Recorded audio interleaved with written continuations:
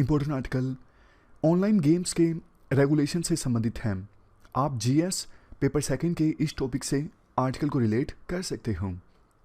देखो, कोविड-19 की महामारी ने कई सारे एस्पेक्ट्स में ह्यूमन बींग्स की लाइफ्स को प्रभावित किया है। ओटीटी पर तो काफ़ी चर्चा हुई है, जैसे अमेजोन, नेटफ्लिक्स, इन पर कितनी सारी मूवीज़ आने लगी हैं। पहले तो मूवीज़ सारी पीवीआर में, सिनेमा हॉल्स में रिलीज़ होती थी, लेकिन आजकल इस महामारी के समय में ज़्यादातर जो मूवीज़ हैं वो ओटीटी प्लेटफॉर्म्स पर रिलीज़ होती हैं।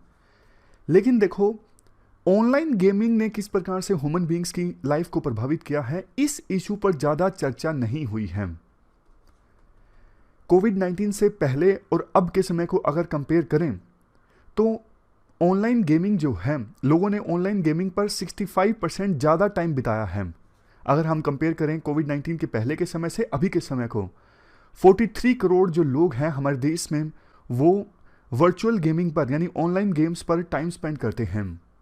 देखो, जितने भी ऑनलाइन गेम्स हैं ना, उनको आप 3 कैटेगरीज में डिवाइड कर सकते हो। सबसे पहली जो कैटेगरी है वो है ई स्पोर्ट्स की।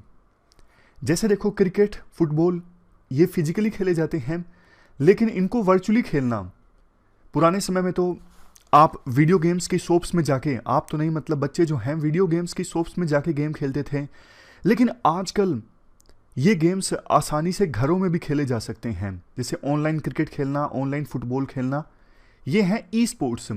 स्पोर्ट्स को आप वर्चुअली प्ले कर रहे हो। दूसरी कैटेगरी के गेम्स हैं फैंटेसी स्पोर्ट्स।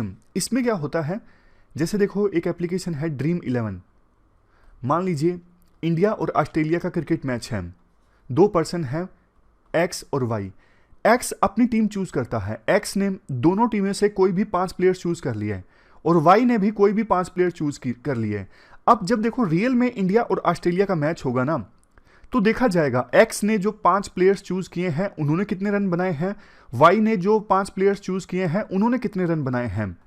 तो जब जिसने ज़्यादा रन बनाए होंगे एक्स या वाई के प्लेयर्स में से, वो पर्सन जीत जाएगा।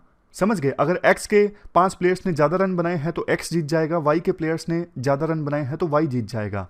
ये मैंने आपको एक सिंपल सा एग्जाम्पल दिया फैंटेसी स्पोर्ट्स का। इसमें देखो गेम तो रियल में होता है, जैसे इंडिया ऑस्ट्रेलिया का मैच हुआ, रियल प्लेयर्स के बीच में हुआ, लेकिन आपने अपनी मनपसंद टीम चूज कर ली और उसके आधार पर तय होगा कि आपने जो टीम चूज की है, आपने जो प्लेयर्स चूज किए हैं, उन्होंने रियल में कितने रन बनाए हैं। उसके बेस पे यह तय होता है कि आप जीत रहे हो या हार रहे हो। इसके बाद तीसरी कैटेगरी है ऑनलाइन कैजुअल गेम्स। अब देखो, ऑनलाइन कैजुअल गेम्स में तो जैसे लूडो हो गया ऑनलाइन, या फिर चेस हो गया, इसमें दोनों तरह के गेम शामिल हैं, स्किल बेस्ड भी और लक बेस्ड भी। अब देखो, जैसे चेस है, ऑनलाइन आप चेस खेलते हो, ये तो स्किल बेस्ड है। लेकिन मान लीजिए ऐसा कोई गेम है जिसमें आप कोई डाइस जो है उसको मूव करते हो और ये आपके हाथ में नहीं है। उस डाइस में 6 आएगा, 5 आएगा, 4 आएगा, ये आपके हाथ में नहीं है, ये टोटली लक बेस्ड है। तो लक बेस्ड गेम्स भी हैं ऑनलाइन कैजुअल गेम्स में और स्किल बेस्ड गेम्स भी हैं। तो इस प्रकार से 3 कैटेगरीज में ऑनलाइन गेम्स को हमने डिवाइड करके डिस्कस किया। देखो, वैसे ये पूरी जो ऑनलाइन गेम्स की इंडस्ट्री है ना, फल फूल रही है। जैसा हमने शुरुआत में भी डिस्कस किया, पहले के अपेक्षाकृत ज़्यादा लोग ऑनलाइन गेम्स को प्ले कर रहे हैं, ज़्यादा टाइम स्पेंड कर रहे हैं। लेकिन इन ऑनलाइन गेम्स को रेगुलेट करने के लिए प्रॉपर मैकेनिज्म अभी भी हमारे देश में नहीं है। कोई कॉम्प्रिहेंसिव कानून ऐसा नहीं है जो इन ऑनलाइन गेम्स को रेगुलेट करता हो। और चूंकि देखो, इन ऑनलाइन गेम्स में अब यूजर्स पैसा जीतते हैं, हारते हैं, मतलब बहुत सारे गेम्स आपने देखे होंगे जिसमें यूजर्स जो हैं पैसा जीत जाते हैं या फिर हार जाते हैं। तो सरकार में ये भी डिबेट चल रही है कि टैक्स कितना लगाया जाए। क्या सभी ऑनलाइन गेम्स जिसमें यूजर्स पैसा जीतते हैं उन सब पर सेम टैक्स लगाया जाए, या फिर जो स्किल वाले गेम्स हैं उन पर सरकार कम टैक्स लगाए और जो चांस वाले गेम्स हैं उन पर सरकार ज़्यादा टैक्स लगाए। जैसे स्किल वाले गेम्स पर 18% और चांस वाले गेम्स पर 28%। ये पॉइंट आगे आएगा भी। अगर देखो हम करंट स्टेटस की बात करें ना, अभी हमारे देश में कोई कॉम्प्रिहेंसिव लेजिस्लेशन तो नहीं है, लेकिन इसका मतलब ये नहीं है ना कि कानून बिल्कुल है ही नहीं। देखो, ये बैटिंग, गैम्बलिंग, ये ना स्टेट सब्जेक्ट है, तो स्टेट कानून बना सकता है इन इशू पर।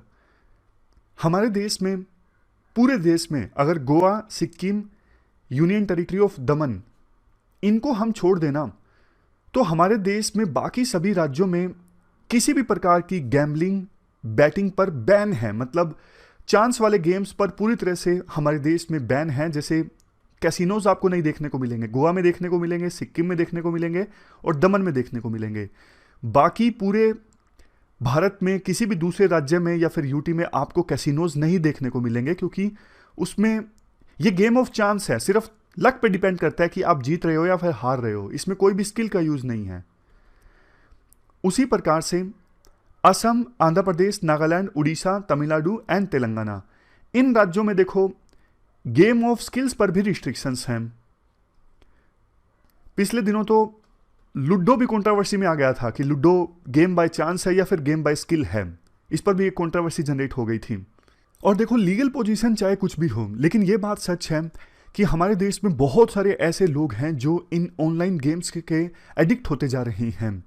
दिन में वो 6 से लेके 8 घंटों के बीच ऑनलाइन गेम्स पर बिताते हैं। इस वजह से उनकी जो आंखें हैं, आई साइट कमज़ोर हो रही हैं। इतना सारा समय ऑनलाइन गेम्स पर बिताने के बाद अगर बच्चे हैं तो उनका पढ़ाई में मन नहीं लगता, फैमिली के साथ बॉन्डिंग जो है वो काफ़ी कमज़ोर रहती है, रियल लाइफ में दोस्त नहीं बन पाते, फिर बाद में अकेलापन आता है, रिलेशनशिप अच्छी नहीं बन पाती। पेरेंट्स बेचारे अपनी तरफ से कोशिश करते हैं कि हमारे बच्चे कम से कम टेक्नोलॉजी का यूज़ करें, कम से कम गेम्स खेलें, लेकिन बच्चों को रोक पाना बहुत मुश्किल साबित होता है। और महामारी की वजह से स्क्रीन टाइम जो है वो और भी ज़्यादा इंक्रीज हो गया है। बहुत बार देखो प्राइवेसी इश्यूज भी जो यंग चिल्ड्रन है वो फेस करते हैं। जैसे ऑनलाइन गेम्स प्ले करते वक्त उन्होंने अपनी पर्सनल इन्फॉर्मेशन यूज़ कर ली, बाद में उस इन्फॉर्मेशन की सहायता से उन्हें डराया धमकाया जाता है, ऑनलाइन बुलिंग होती है। तो कहने का मतलब ये है, देखो अपॉर्चुनिटी कॉस्ट जो है ना वो काफ़ी ज़्यादा है। अपॉर्चुनिटी कॉस्ट मतलब देखो थोड़ा सा एंटरटेनमेंट तो है लेकिन नुकसान ज़्यादा है। इसी वजह से देखो इन ऑनलाइन गेम्स को अच्छे से रेगुलेट करने की आवश्यकता है।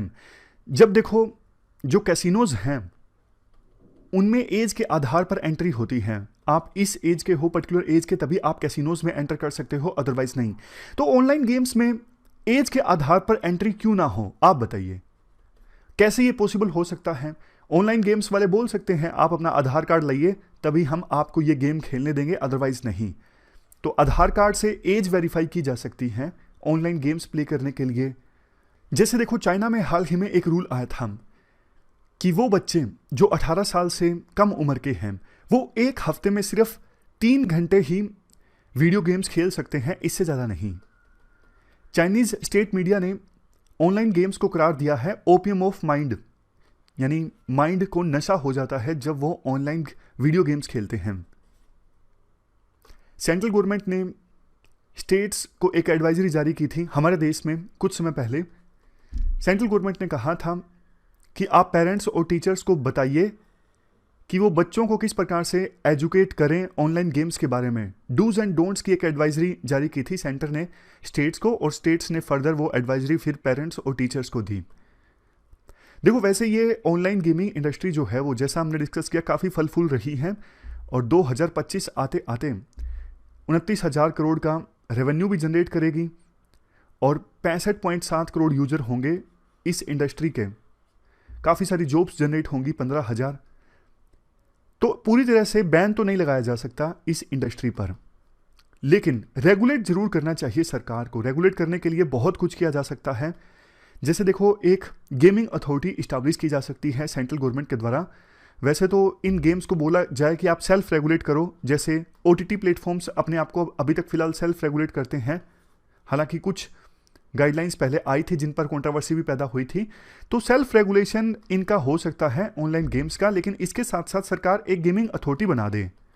ये जो अथॉरिटी हो ना, इसका काम हो हमारे देश में ऑनलाइन गेम्स के ऑपरेशंस को मॉनिटर करना, सोसाइटल इश्यूज को प्रिवेंट करना और ऑनलाइन गेम्स को क्लासीफाई करना कि कैसा गेम है, स्किल वाला गेम है या फिर चांस वाला गेम है।